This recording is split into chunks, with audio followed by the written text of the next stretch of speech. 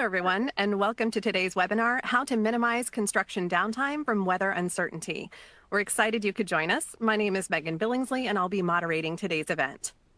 Today, we're going to deep dive into how digitizing weather protocols in the construction industry can keep workers safer while also saving costs and avoiding productivity loss. Before we get started, let's go through some quick tips to make sure your webinar experience is the best it can be. At the bottom of your screen are resizable and movable application widgets. Feel free to move them around to make the most of your desktop space. The slides will advance automatically during the presentation. If you need to enlarge them, simply click the Enlarge Slides button in the top right corner of the presentation window. If you need technical assistance, click the Help widget in the bottom left corner at any time. As the presentation gets underway, you may submit questions using the Q&A widget. We will answer as many questions as we can at the end of the presentation, but if a more informative answer is needed, or if we run out of time before we answer your question, we will follow up via email. After today's presentation, you will receive a link with on-demand access to the webinar, so you can watch it again at any time, as well as share the content with colleagues. We are thrilled to be joined by our speakers, Kelly Peters, Director of Marketing with Tomorrow.io, Nick Gendron, Senior Director of Pacific Northwest Office with PMA Consultants, and Eric Twigg, Senior Vice President of Innovation and Improvement Leadership with Walbridge. So to kick us off, I'd like to ask each of our speakers to provide a quick introduction of themselves and their work. So Kelly, we'll start with you. Absolutely. Thanks so much, Megan. My name is Kelly Peters. I am Director of Marketing here at Tomorrow.io. We are the world's leading weather intelligence company. We work with the biggest names across all industries, including construction. In this space, we have clients across residential, commercial, industrial, infrastructure, you name it. We're really proud to be working with Eric and his team at Walbridge, definitely one of the top players in this space, among many others. Yeah, really excited to be here and able to discuss this important topic with all of you. Thank you, Kelly. And Nick. Yeah, hi, my name is Nick Gendron. I've been with PMA for a little while now, for about 7 years, and we are a project management and project controls company. We do a lot of consulting across the country. We work with both private and public clients. We do a lot of major mega projects. I personally have both worked in the owner's rep side as well as the general contractor side. So I'm very familiar with scheduling, claims management, and how weather can affect those. Wonderful. Welcome. And finally, Eric. Hello, everyone. I'm Eric Twigg, Senior VP at Walbridge. We're a large construction company working mostly in the U.S., Mexico, and Canada. And my work at Walbridge involves leading a team that's responsible for innovation, technology, quality, and lean. And from a technology viewpoint, we prioritize based on a now, near, far roadmap. My team's responsible for new technology research, evaluation, testing, launch, training, adoption, and optimization. And this is all working with our different departments, projects, and teams to help them solve a challenge, all guided by their desired outcome. Excellent. Thank you. Glad you could be with us today.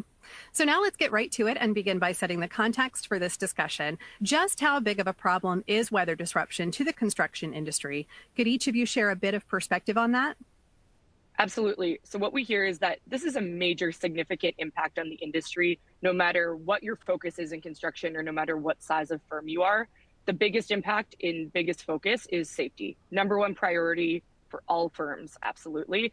We know that extreme weather events are becoming more frequent and intense. And so that is a major concern, obviously. We have things like tornadoes, hurricanes, flooding, wildfires, depending on where you are in the world. In addition to those big, severe natural disasters, so to speak, everyday weather conditions are also becoming more volatile. So we have extreme temperatures rising. We have heavier rain. We have more intense wind all of the time. All of those conditions and those big severe events present major safety risks to crews on the ground. And so, yeah, it's a big concern. It's a big impact on the industry. Number one priority is getting your crews home safely to their families every night. We know that. And weather really poses significant threats there. One other thing to mention on the safety side, beyond just actual health and safety of the crews, is operating equipment. if there's a lightning storm and you have someone operating a crane, that's a major safety risk. And if it's a pop-up storm, as we know is becoming more frequent, things coming out of nowhere that you didn't, never even saw in a traditional forecast, that is a huge unexpected risk that you just couldn't have planned for. And so operating machinery is also really impacted from a safety perspective by weather. And then on the efficiency side, major losses in missed revenue potential from weather. So we hear that the number of weather days allocated per project and unexpectedly included in projects are really increasing. In addition to just delays and disruptions, supply chain disruptions, it's also a major impact from weather. We know that the supply chain has been stretched generally as a result of COVID. Big impact on construction, even just getting materials to your site. We've probably all experienced it, an increase in delays with that in the supply chains being impacted by weather. So there's a trickle down effect there as well. I think the last figure that we heard is actually they're estimating $1 billion of losses in construction from weather overall. And by most accounts, that's actually low, that's rising. So yeah, first and foremost, safety, but on the efficiency side, just significant impact across the whole industry. Nick, what are your thoughts on this? Well, for me, working as a consultant, being an owner's rep, it's really interesting. I get to see how weather is affecting the schedule as well as the cost of a project. And though, the points that Kelly brought up, safety is a big concern, the effect that I get to see a lot of is on cost and schedule. And you would not believe how much any weather event could affect a project. If it snows, there's in an area that they're not used to, there's a day of productivity loss because you have to remove snow from the job site before you can start again. Excessive rain, winds, as Kelly mentioned, can take a crane down, and it's could be $100,000 a day, it could be $10,000 a day, whatever it is, for a crane to sit there without being able to be used. Sometimes, when the crane goes down, you have to figure out a new way of being productive, a different way of being productive, because you can't hoist things. You have to use those crews and pivot and go do something else. And it's really hard to do that on a job site where you have a schedule that you're trying to maintain and that's dictating each task for every single day. There's things like, the frozen ground on the tundras. When it gets to be, October, November, you're not digging anymore. So if you're trying to plan a project that you have a lot of excavations going on in November, December, January, just don't plan on digging. So you have to readjust your plan, and maybe you don't start construction that year. You have to wait till spring or summer. That affects your bottom line. That also affects, availability of contractors, availability of resources. I personally have been on a couple of jobs. I worked on a nuclear wastewater treatment facility, and we were out in the desert, and because they don't put wastewater treatment facilities anywhere close to people. So we're out in the desert, and we were monitoring our wet bulb temperature. And if the wet bulb temperature hit a threshold it was an excessive threshold, for every hour that our crews would work, we would have to give them 15, 20 minutes off. So it does affect your productivity. It's something that not only is, a driver for how you plan work, but it also is affecting the work in real time on a construction site. For me, my company, we do a lot of claims, and there are a lot of weather issues associated with claims and force majeure, where weather takes down productivity. It affects getting materials to a job site, and that can greatly affect the overall schedule and overall impact to cost. Eric, what are your thoughts? Well, we're a large contractor and design builder, as I said earlier, and we also self-perform concrete equipment installation and structural steel erection. So for us and all other contractors, high winds, thunderstorms, and lightning is the most dangerous for us at a job site. Although rain, snow, and temperatures can slow us down and impact productivity, that's also important. I did a little research as I was preparing for this, and I found out that the National Weather Service says lightning is the second leading weather killer of all weather events, and that 50% of the deaths happen after the thunderstorm has passed, or maybe that people think it's passed and lightning is still in the area, which we'll talk a little bit about today. Just sharing quickly on a current project, a large site we have. We were not yet using tomorrow.io, but we are now. And we had multiple concrete pumping operations going on. And of course, you're calling from trucks from 3 batch plants on site, and they're stacking up in line to start feeding the pump. You need to do that to keep the production going. And I don't know the exact events that came in that led up to this, but I know I was told weather came in unexpectedly. They're using the traditional phone applications like WeatherBug and trying to communicate that on a large site with probably 2,000 workers on site. And as it turns out, we had to turn the concrete trucks back, shut down production at the pump input, and that concrete was lost, and we lost productivity without having any early planning notice. And it was about $10,000 just for that one incident. So we'll talk a little bit more about how we might be able to do better with that in the future on technology. Excellent. Thank you so much. What do large construction firms typically do to try to avoid safety hazards and losses caused by weather, and what challenges do they face? Sure. Yeah, I'd say that overall what we hear is that at the core, it's a very fragmented manual process right now. So across job sites within the same firm, teams are using different sources of weather information. So at one site, they might be using a consumer weather app. At another, they may have watched the morning news and been relying on that really traditional TV weather forecast. And even within the same job site, we hear this, like, the safety manager is looking at that consumer app, whereas the actual site manager is looking at the TV forecast as an example. And so different sources of information to start off. And then we also hear that on the protocols side, often the safety and efficiency protocols that are in place are not digitized.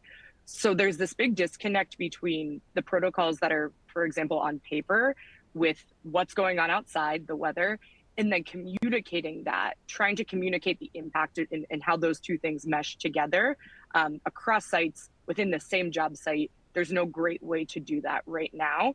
And so the result is that crews oftentimes are left to just manually interpret the forecast from whatever source that they're using. They're not meteorologists, of course, that's not their job. And so it's really difficult for them. On top of those methods right now, we also hear that there's no great way of measuring weather impact in a standardized way across the industry or within firms right now. So beyond weather days, and Nick and Eric can definitely speak to this more, but just from our perspective, we hear that beyond number of weather days, there's no consistent measurement of weather impact. And as a result, you can't really battle an enemy that you don't know about. So without understanding the bottom line cost, the safety hazards that it's impacting and causing, they're not able to have a great way of going after weather impact. It just seems like, it's the cost of doing business. It's an inevitable loss, which certainly is not the case with our technology, which we'll talk about. But yeah, the result for all of this is safety leaders and site managers really struggling to plan efficiently and ensure safety with any real level of confidence, just really fragmented and manual processes right now. Thank you. And Nick, what would you add? Well, what I would have to add to that is that, construction in general is, you don't really realize it, but every single product that you're working with typically has some weather thresholds that they're dealing with, whether it be moisture content. If it's raining a lot, that affects moisture content. If it's very humid outside, that affects moisture content. There's also ideal temperatures where you're going to want to lay concrete, place asphalt, even roofing. You know, if you're trying to lay down a certain type of roofing material, weather is affecting that. So what we are looking to do is we're looking to work with our general contractors, work with our owners, with our clients to minimize those effects. Every company has protocols that they work within.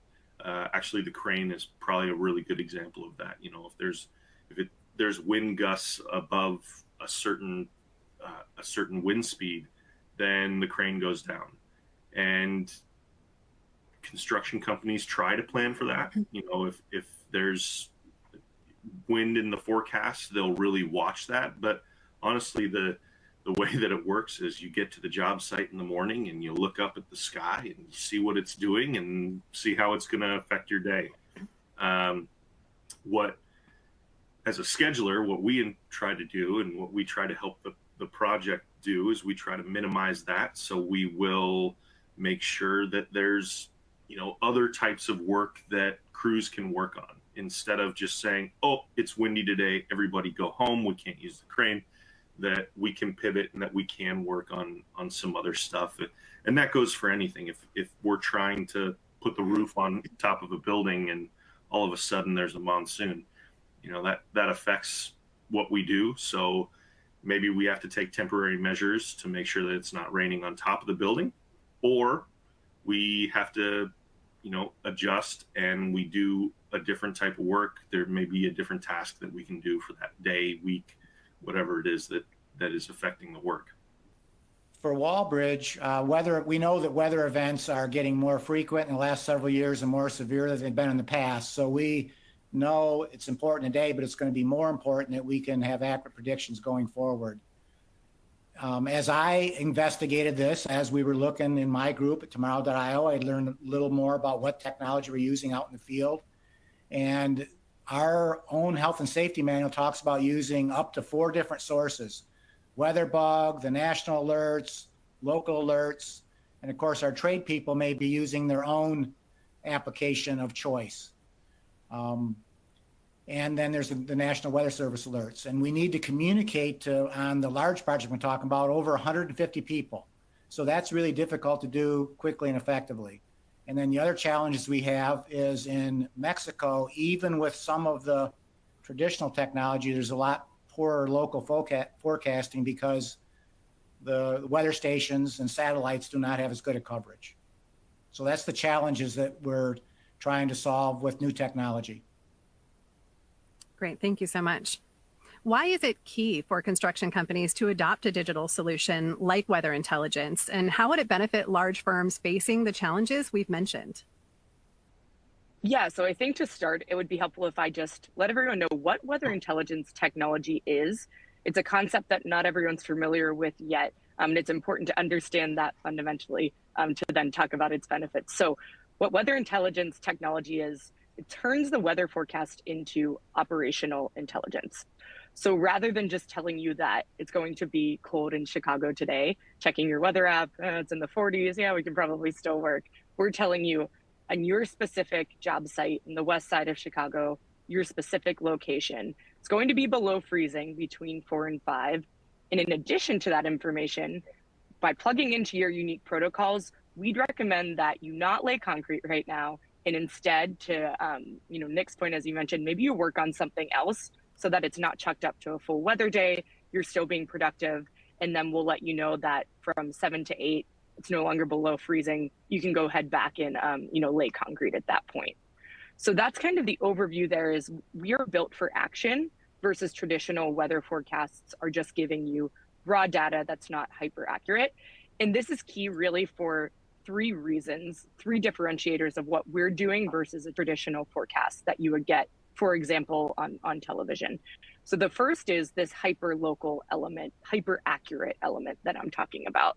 So we take into consideration proprietary models that we have built ourselves in addition to the best available public models. We are putting those together to deliver to you in our platform.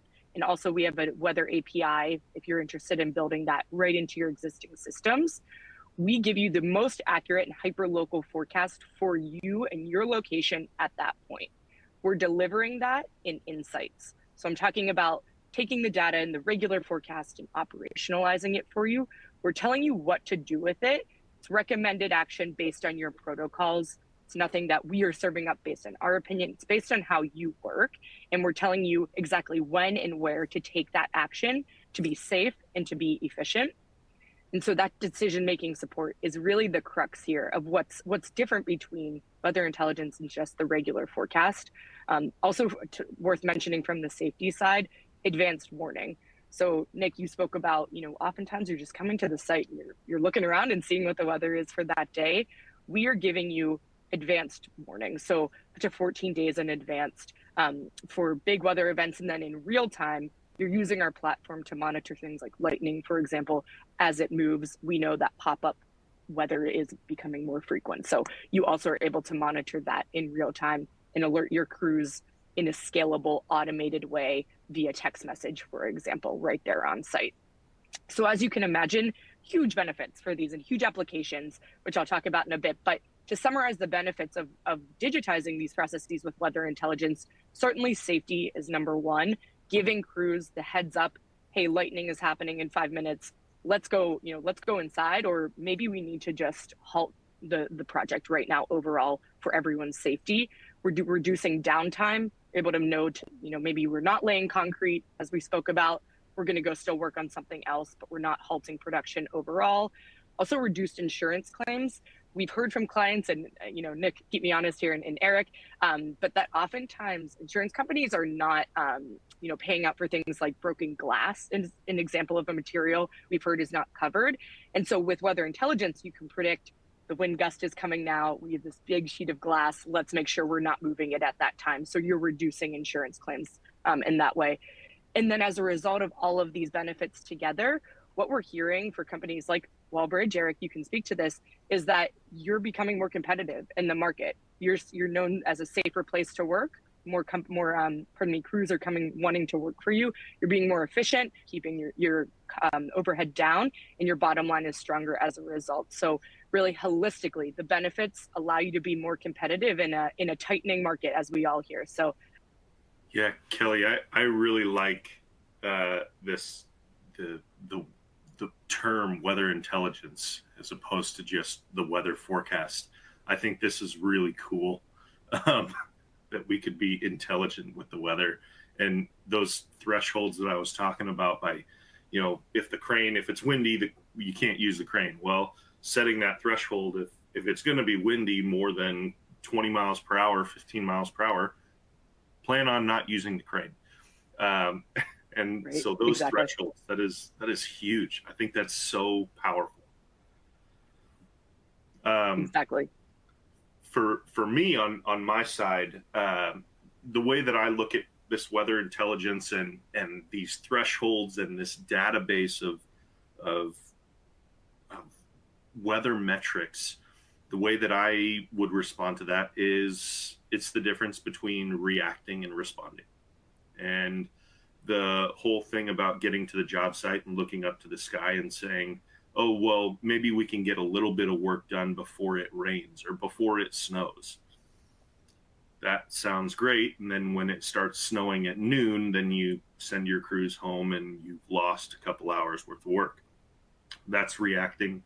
And, clients will come to us, or contractors will come to us and they'll say, we did everything we could. We got a couple hours in. But you probably could have done more. You probably could have planned for this, even in the short interval. If it's not, how could we have known when we started this project a year ago that it was going to rain today? Well, I don't expect you to know that it was going to rain today, but I do think you probably should have guessed it was going to snow, on Tuesday, and it's now Thursday. And we could have planned better for this in this week. It's called short interval planning. And so those are the types of things that you can improve with weather intelligence. You can improve the productivity on a short term. And that's responding, I think. I think that is we're getting these alerts on our weather intelligence application that says, we can't dig if the ground is frozen and it's supposed to be 32 degrees starting on October 14th. You know what? Maybe we plan something differently and we build the building completely during the winter, and we come back in the spring and we can dig that line up and we can install that line, that underground line in, April or May. That way of responding to the weather ahead of time instead of reacting as it's happening. It's and of course I understand that, sometimes weather happens. I live in the Pacific Northwest, and I didn't realize it was going to snow yesterday, and it did. And so sometimes you do have to react. I understand that, but being able to respond in kind would be huge on a construction project. For me, what I see a lot of is people do react, and then they claim the job for lost time or weather impacts. And a lot of times those come with both schedule and cost impacts associated with it. And so having that historical data, because what happens is, a contractor will say, oh, well, we planned this job based on normal weather, and it only typically during this time of year, it only gets above this temperature. And so we plan to work through these, mild days. But this year the it's crazy, and it's 100 degrees out here, and we can't have our workers working outside in this 100-degree heat. This isn't typical.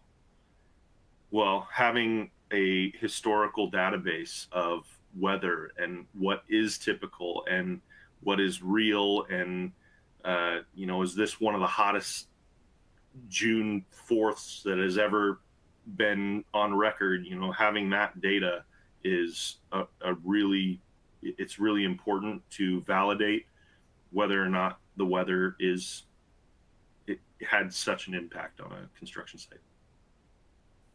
So for Walbridge, the benefits we look at is that we do include the weather events in our cost and schedule. And having a digital strategy like Tomorrow.io to mitigate and minimize the impact will help us maintain our cost and schedule. Although there's always some contingencies built in, we definitely don't want to overrun that and save as much money and be as productive as we can for the customer. When we look at on-site with Tomorrow.io, it synthesizes all the weather information into one source of truth.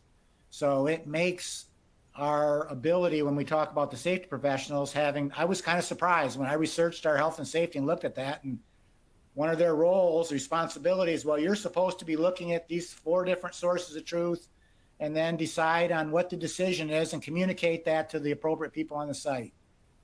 Well, you can see the benefit when that decision is automated and I won't say potentially, we're saying more accurately than looking at just 4 different sources independently, and then being able to automate that alert to go out. It's much more efficient, and everybody's working on one source of truth. Of course, another big benefit on some of our projects that are unions, there can be minimum show-up pay. So we have our alerts still going throughout the night. So if there's some serious alert, it can go out to the trade contractors ourselves and have early notification to have people not show up to work as opposed to having them send home. Excellent. Thank you. So my next question before we move into some audience Q&A then is, how are firms using weather intelligence? What best practices do they have for adoption and successful day-to-day execution? Kelly?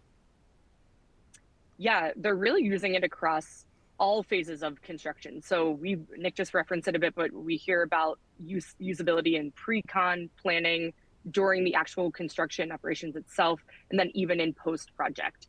So in the pre-planning phases of pre-con, they're using weather intelligence to look historically at how the weather has been at any one location at that hyperlocal level. So for example, maybe you're planning on doing a project in Brazil. You can see what the high temperatures were for the summertime in Brazil historically, and maybe decide, we know that we will need 4 weather days during this project, and also let's keep an eye, and potentially we will need to add in more. So that's really key in the historical front. We can go back 20 years with our data right now at the hyperlocal level. So That's really important for people actually planning for projects. And then during the project, everything we've talked about really comes into play. So just general risk mitigation, that safety being first and foremost. Again, the example I'll give is lightning alerts. Hear that lightning consistently across the board is a really challenging to deal with on sites. So we provide lightning alerts. You can see in our platform, and actually Shimon will show this in our CEO in just a moment, so you can actually visualize what I'm talking about. You can see the movement of the lightning, know exactly when it's going to strike, and then alert your crews when it's safe to start operating and working again. And so in that way, it's a safety play, but also efficiency. So you're, as quickly and safely as possible getting back to work. On the efficiency side, also, I would say that, like I said before, just reducing claims. So for materials, making sure that you're allocating resources and materials at the most effective pockets of time. So you're not bringing out a big piece of equipment and then realizing, oh, shoot, we have a big storm rolling in. We got to go take that crane back. That's money lost. And so during the actual project, you're monitoring in real time with weather intelligence and rather than reacting, adapting as effectively as possible. And even in the post-construction phase, Nick, you probably have a good perspective on this, but what we're hearing is that at the consulting level, for example, they're looking back with weather intelligence to see, based on the bid that we saw in the project that we planned, was that the actual right amount of weather days? How can we go back and learn from this using weather intelligence for our next project? And how can we, optimize the post-project steps for this one specifically? So really all phases of construction, weather intelligence is coming into play. In terms of best practices, I'd say the number one thing to know is we're customizable to your protocols. It's not something that's just, here you go out of the box, it's standard for everyone. We fully realize that every firm and every project has its own unique needs. And so we go in and set this up customizable to your locations. What weather variables matter most to you? We totally do that alongside with you. And then the other thing I'd say in terms of best practice is just that, it really is about almost change management in your organization to an extent. The idea of weather being this unavoidable cost center, just this loss that, no way to avoid this. We just have to accept that there's safety and operational issues because of weather. We're really changing your organizational view of weather as a whole to say you actually can take control of what's going on outside, and you can adapt to it in this proactive way, like we're talking about. And so we really act as your change management partner there, getting that top-down buy-in to change the way that your organization is looking at weather and ultimately understand we can mitigate the impact of this. So yeah, I would just say we're your partners in all of that, but holistically, it's changing the way that your organization is even looking at weather overall. Yeah, I would totally agree, Kelly. I mean, I mentioned before the being reactive versus being responsive. This is giving not only owners reps like me or consultants like me hope that there's going to be some kind of innovation in construction, but it also is giving the contractor the ability to be more proactive and responsive on a construction site. The fact that you can set thresholds is a really big one. Those protocols that we talked about earlier, all construction companies have those protocols set. It's just nobody, you monitor the weather, and when you hit one of those thresholds, then you react. Having something that would start to, forecast for you when you're going to hit one of those thresholds coming up, that's huge. It allows you that time to kind of pivot and respond to it. Another thing that kind of came to mind is, there's no secret that weather is getting more aggressive all across the world. And so, it's getting hotter in the south. It's getting wetter in the Pacific Northwest. It's getting colder in the Northeast. That's kind of how things are happening. And so whatever we can do to either account for that or adjust our projects if we have to hold off a project, and you mentioned pre-con, that's a great time to do it. If we can forecast that, December is not a time to start digging, or, the rainy season is not a time to start putting roofing on, or placing asphalt, then what if we were to take this whole entire schedule and move it 2 months? Maybe that would even help with cost savings on the project. Being able to do that in pre-con and being able to account for that kind of stuff, that's major. And you also, you brought up using historical data to find out what a typical project like this in this area is, how it's being affected on a regular basis. Over the course of time, you could say, okay, well, this project's supposed to last us 2 years. And, using this historical data, we think that if we had 15, 20, 30 weather days, whatever it is, we could have a more accurate schedule. Or maybe we might be able to pick up so much time because we're being so productive with our weather intelligence that we won't even need to use those weather days. That would be fantastic for me. I would be able to go back to my client and say, hey, you know what? Weather is not a concern. We've written it into the contract at the very beginning of a project on how many weather days they have. And this contractor is highly intelligent, and they know how to use their thresholds and their weather forecasting tools. And that'd be fantastic to have some level of confidence when you're starting a project. So for another thing on a construction site at the end of a project, that's typically when claims roll in. And me and my team, we rely heavily on national databases and stuff for weather to either validate or discredit a weather claim. I don't want to say it happens all the time, and that's what our business is. I would still rather see a proactive, productive response to construction and how weather affects construction than dealing with it and fighting it out at the end. That's not something that anybody really wants to do. So yeah, for me, best practices, I hope this becomes a best practice. I think that this could change a lot. It's no secret that the construction industry is a little bit archaic. We could use some innovation. We could use an injection of technology into our industry, and I think that that could be used for good. So I'll loop back to the concrete incident, and so now moving forward, 3 or 4 months from then, when that happened, and we have Tomorrow.io fully launched at that site, we've set up traditionally for us, the 10-mile alert is the thunderstorm and cloud to ground lightning. That's when you shut down appropriate, generally external operations, not internal, on the site, and those messages would go out. What we've done is we've set up, and Tomorrow.io allows us to do this, we've set up a 20-mile alert that only goes to the safety professionals and a couple of the operations leaders. So this is a early warning that then they can go on the dashboard and actually, although some of the predictions are done with this, but they can see the path of the lightning, and is it likely going to pass by the site, pass over the site?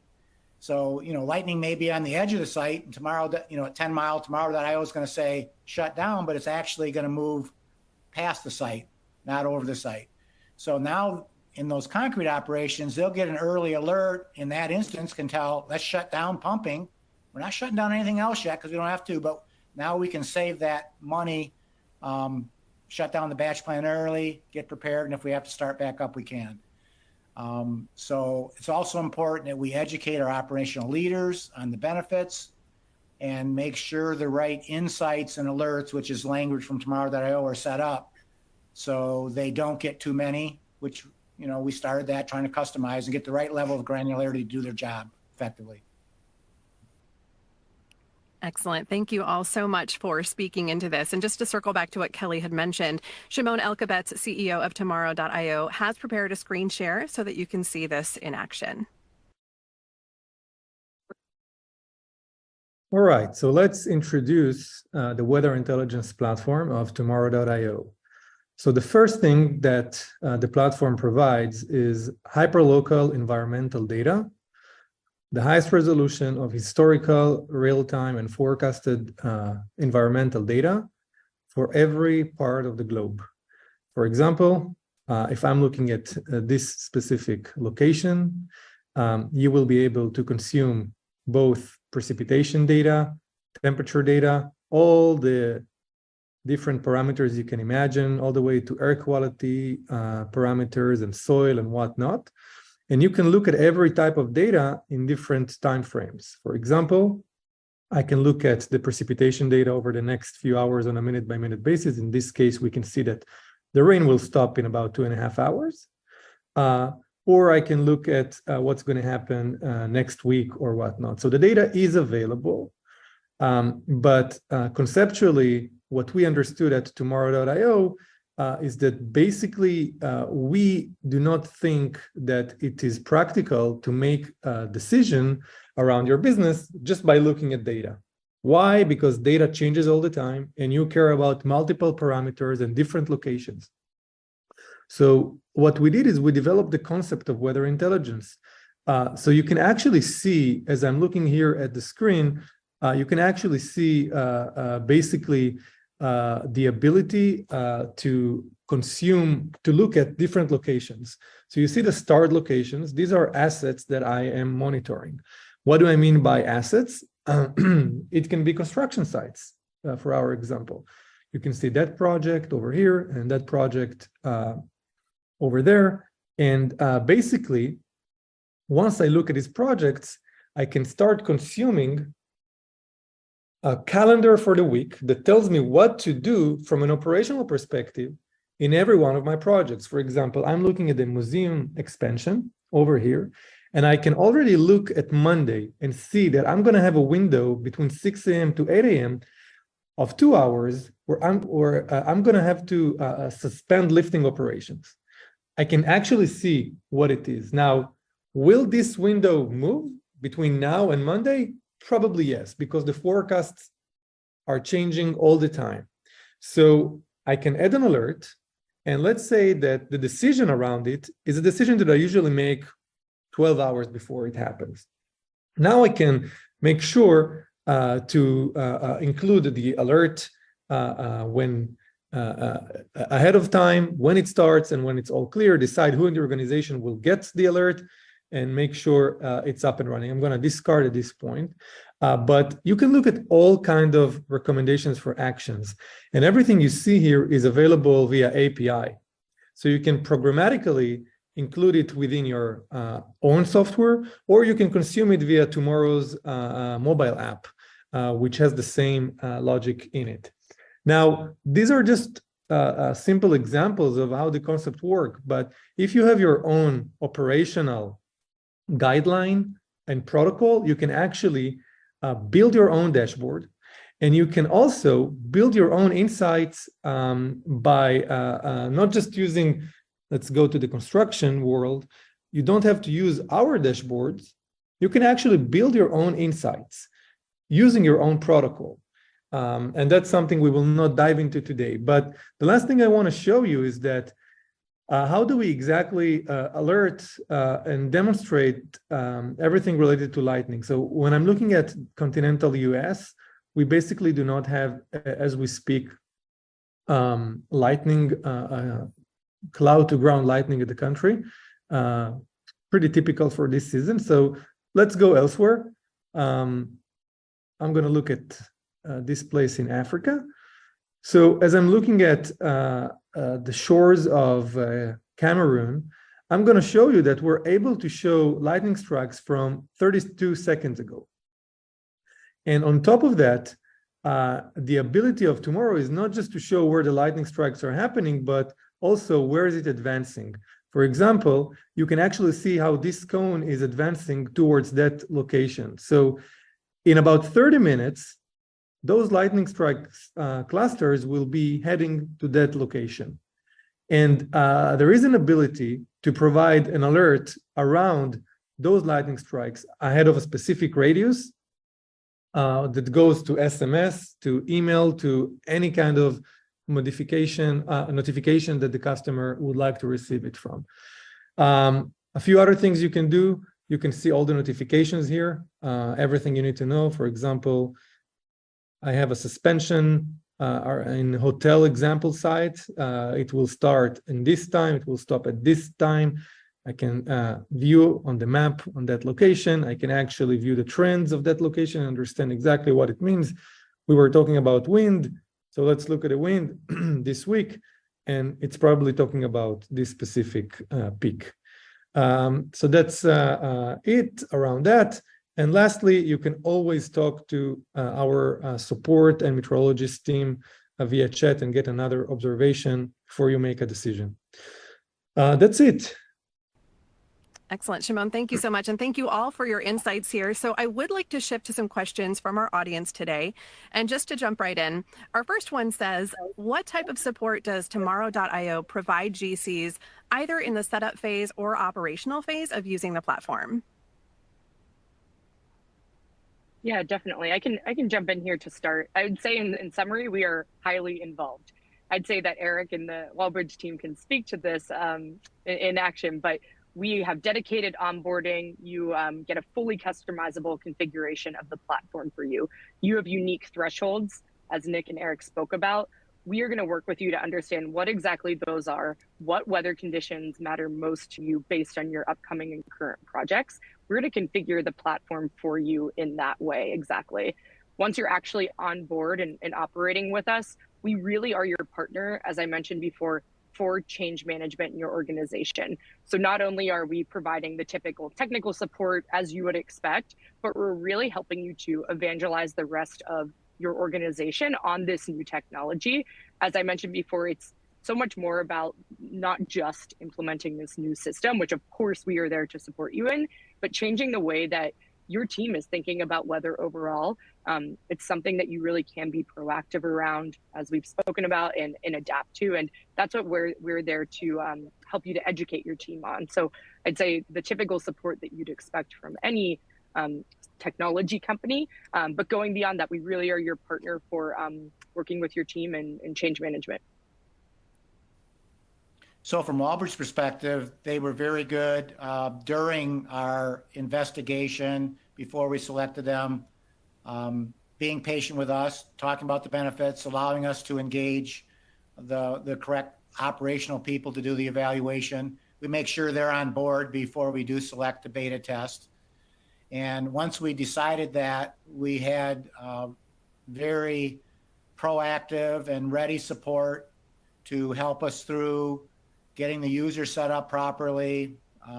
Actually, the large site I'm talking about, 2 people from Tomorrow.io traveled to the site. I was going down for a visit, look at other technology as well, and spent 2 full days with us.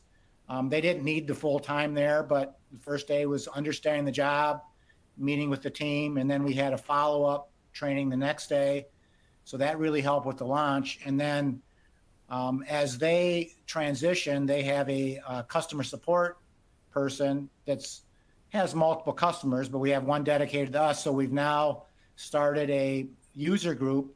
We have 4 sites now, 3 additional large sites launched. And so that user group it's Nicole from Tomorrow.io that will listen in most of that user group. We go through a standard agenda and then help us with improvements. And then the other, with really our leadership team, we have a once a month with Nicole to keep on track for improvements. And so we can customize. Still, we don't expect Tomorrow.io to make everything customized just for Walbridge, but it's really helping us make the experience with the users and making it effective. And then we have a quarterly review to make sure we're on track, and a year-end review, because that's when typically renewals are going to come up. And so we planned it to be 1 month before our year end. We have our final review, and we can plan for the next year. Excellent. Thank you so much. Our next question asks, I read about upcoming enhancements via a first-of-its-kind satellite coming to the platform. Can you explain those and any other forthcoming developments? Thanks so much, Megan. Yes, I would definitely love to speak to this. It's really exciting things going on. So right now, 5 billion people live outside of reliable weather radar coverage. That's actually 85% of the globe. What that means is they do not have real-time forecasting, no reliable weather forecast at all. It's pretty shocking when people hear about this. Beyond the consumer level, living outside of radar coverage, it really has an impact on areas like construction. So I spoke about weather intelligence. We have the modeling, proprietary models, along with publicly available models. We have our platform. The biggest opportunity right now is to improve the observation level, where we get that data and improve that to then plug into all of this great technology. The way that we do that is actually from space. No one else is doing this right now. We saw an opportunity, and so we are actually launching first of its kind constellation of weather radar equipped satellites. So this will be coming really shortly. Once they're up there, they will actually improve the revisit rate, the frequency that data is sent down on precipitation. For example, right now with current satellites up there, it's sent down every 3 days. We're going to improve that to less than an hour, these revisit rates as they're called. I mean, hugely impactful for industries like construction, as you can imagine. Already have the most hyper-accurate, hyper-local forecast in our platform, but this will allow us to only enhance it and let you know at an even more granular level at your construction site. Precipitation is starting from 4:30 to 5, for example, just even with a greater level of confidence and granularity. So it's an incredibly exciting innovation, not just for construction, but truly the world as a whole. If you're interested, definitely visit our website to hear more about what we're doing, and stay tuned.